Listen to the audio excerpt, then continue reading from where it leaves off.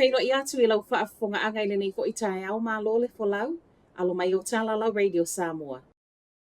E iai o loa e le o toe tutusa le la popoa sa iai mua mua peitai, o lo o tu mau lava le tau ma o lea ua o iai I loilonga. O se mata upu wala ngā I supermarketi to tonu au se talia.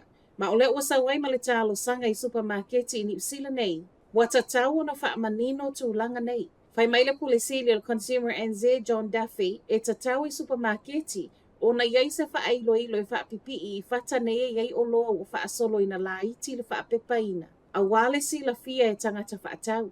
Fai mai le ofisa o wha maumau ngā New Zealand a wha atusa tusa I tau o loa. Wai loa ai o le tele o loa o wha asolo ina la iti e au fia I sukalati. O pepa keke, fua moa, wha apea chips. Le awa tele ina pa u mai le se lau kalama I le iwa se fulu kalama peitai o le tau e le o suia.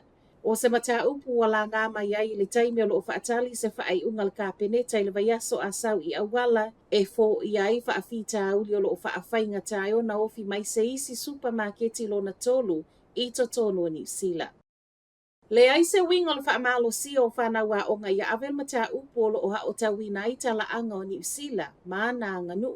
Fe siling ia le pātia le acta le mata upu le nei o lo whaamalo sia mō whanau a o ngā tausanga mua mua I le University o Aukilani. Po o le mata upu o le alava fo ia ese fina ngalo o whanau a o ngā. O le amatango mati le ana whaofi mai eile waipapa tau mata rau course ma e tatau I whanau uma o lo o tausanga mua mua o na ave. O lo manino lava fo I tala mai le University. Silia ma le fitu wafe whanau a o ngai au fiai whanau mai atunu I fafo. O lea e whaamalo sia le tatau na ave o le mata upu le nei I le lua fe lua lima. O le tali tonunga o le University o se mata upu e whaatape nai whanau a onga I le o fiatu ia o a onga.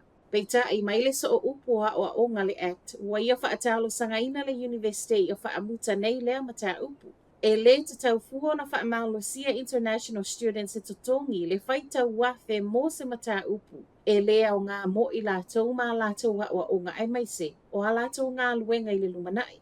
O le manatu o le sui o le act e te tau na ave o se mata upu elective, po o mata upu nei e fili ai lava le tamaititi pe ave pe le ai.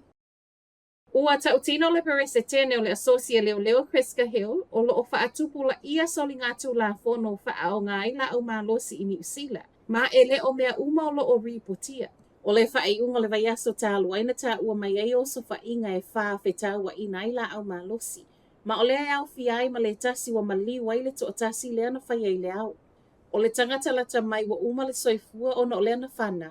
O le li iluas funtolo tau sanga na whana I le kāpaka I Featherston I le aso to nai. Ma o le ua mō lia le to alua I le whasi o ti tangata.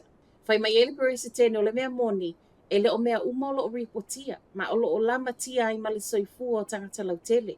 E o lava fo I malu o le malo le ua o latu langona ina le whai ngō fie o no le to atele o lo o whewa I mawhana. Ma o lea e so o se taawale lava se kengi e whaatu atu o lo o iai lava whana I tutonu. O le ai o se ata a mea o lo o sau I lalo soli ngātu la fono nei e wha o ngai la o malo si totono le atunu wa sa wai le talo sanga wa mo o mia fo I le tu I lunga o wha asalanga.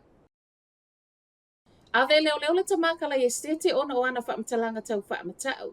O le tamai wha apea iaia a fianga o lona mawhau. Ma o le lata I le sefulu tasi le tae ona nafina maa wai e leo reporti ai wha ato a ave I le lata I le tūlai ono I le afiafi. O saunoanga tau wha matau e ta waile wha o ngā o le kesi.